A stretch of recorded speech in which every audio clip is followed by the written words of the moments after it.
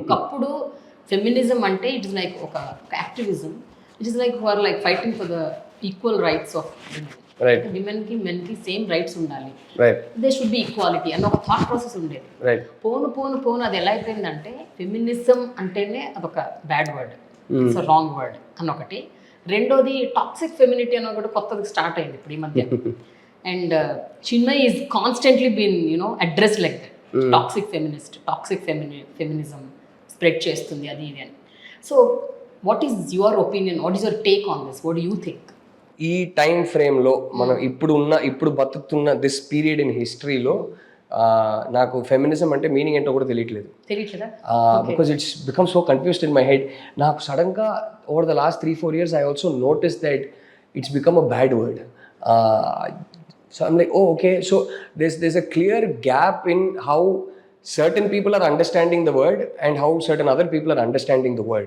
సొసైటీలో ఎప్పుడైనా సరే ఏ టైం ఫ్రేమ్లోనైనా సరే ఒక రీసెట్ కావాలి. ఒక ఇంబ్యాలెన్స్ ఉన్నప్పుడు మళ్ళీ బ్యాలెన్స్ వైపు మనం అందరూ వెళ్ళాలంటే, కలిసి వెళ్ళాలంటే మాత్రం ఆ రీసెట్ అనేది స్మూత్గా సాఫ్ట్గా జరగదు. ఏదన్నా కొంచెం అలజడి ఉంటుంది, ఆ ఫ్రిక్షన్ అది ఉంటుంది, అది తప్పదు.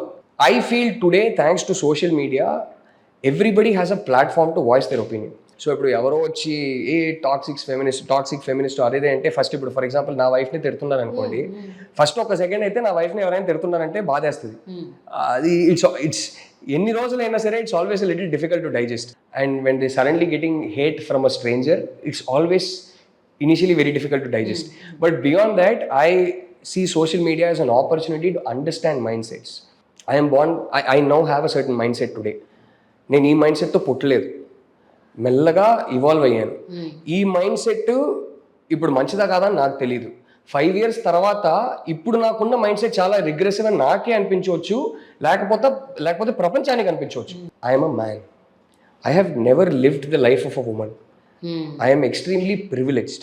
I have the luxury of being objective about it, of being calm about it, because end of the day, it affects me because somebody is saying something about my wife, or say some other woman, or just saying something I don't agree with.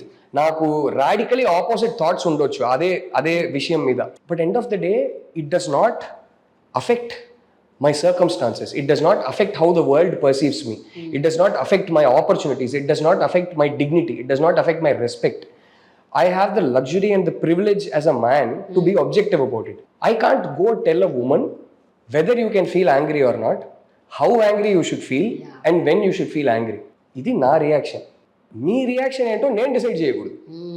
I'm very sorry to say, ఈ reset వల్ల ఏమవుతుందంటే అమ్మాయిలకి finally ఒక voice దొరుకుతుంది కాబట్టి I think a lot of boys who are maybe young, who haven't seen the world before this, or who haven't yet become aware of how systematically the world is less equal for women.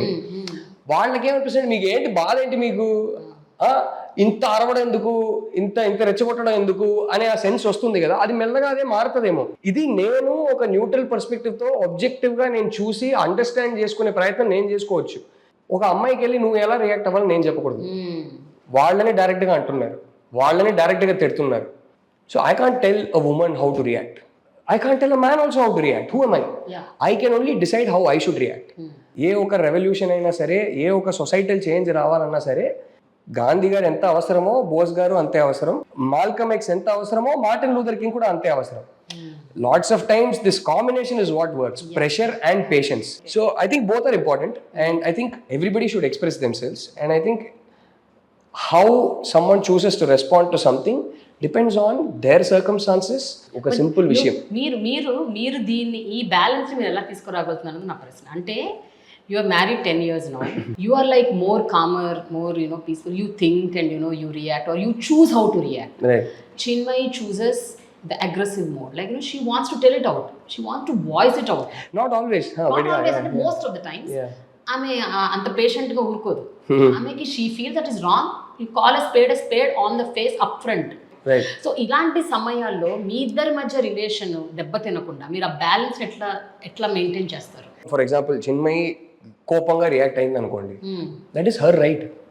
ఎవడు వచ్చి ఏదేదో అంటుంటే నేను వెళ్ళి వాడు ఎంత అన్నా సరే నువ్వు కోపంగా రియాక్ట్ అవ్వని చెప్పడానికి నేనెవడు, హస్బెండ్ అయినా సరే నేనెవడు. I cannot decide what her reaction to something that has been told to her should be. That is her prerogative. I have to respect that. Number one. Number two, our outlook to life, our belief system, our value system is exactly the same in many ways. Social media వాళ్ళు నన్ను ఇప్పుడు ఇంకా తిట్టుకుంటారో నువ్వేనా తయారు చేసింది అని. But I would like to think I consumed more art than Chinmayi did. She didn't have the luxury. She's been working and she's been a bread winner for our family since the age of 16. మన society అమ్మాయిలకి అబ్బాయిలకి ఎంత ఇన్ఈక్వల్ అనే awareness అనే deep realisation especially మా ఇద్దరికి పెళ్ళైనప్పుడు చిన్మయి కన్నా నాకు ఇంకా డీప్గా ఉండేది. I think now she is gone ahead of me, but Chinmayi కన్నా నాకు ఇంకా డీప్గా ఉండేది. I always use to say the world is not equal for both of us. పెళ్ళైనప్పుడు నేను చిన్మయికి ఒకటే చెప్పాను, నాకు తాలిబొట్టు వేసుకోవాలి, నాకు చాలా ఇష్టం, ఇలా చేసుకోవాలి, అలా చేసుకోవాలి, I will get it made from this person, ఒక గోల్డ్ స్మిత్ ఒకరు ఉన్నారు, ఏదేదో చెప్పింది. నేను ఒకటే చెప్పాను, I said it is your personal choice. తాలిబొట్టు అనేది it was a man made tradition. అది ఎందుకు స్టార్ట్ అయిందో నాకు తెలియదు, but over a period of time it became very convenient for men that as long as a woman has ఇక్కడ ఒక symbol that she is taken, she is somebody's woman and you don't cast your eyes on her, you don't touch her. And it also became a way of making sure that women is kept under check, but the men don't have anything on them.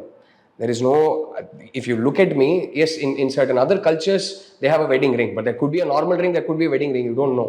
In our culture there is nothing on a man that denotes that he is a married man, so he is free to play the field, he is free to graze.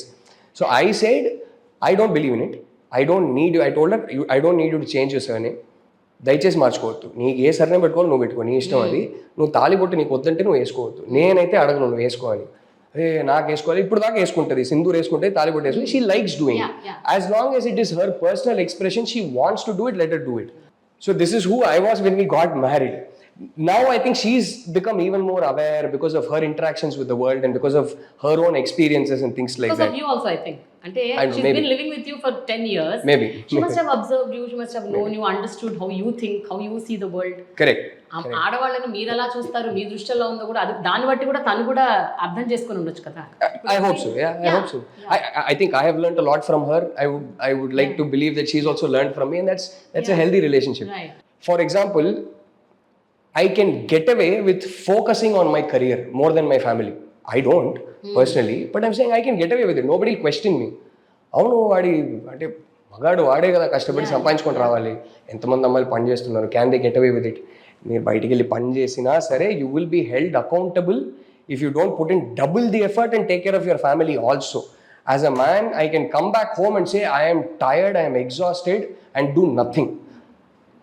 Nobody will judge me, nobody will judge my character, nobody will think I am not a good human being.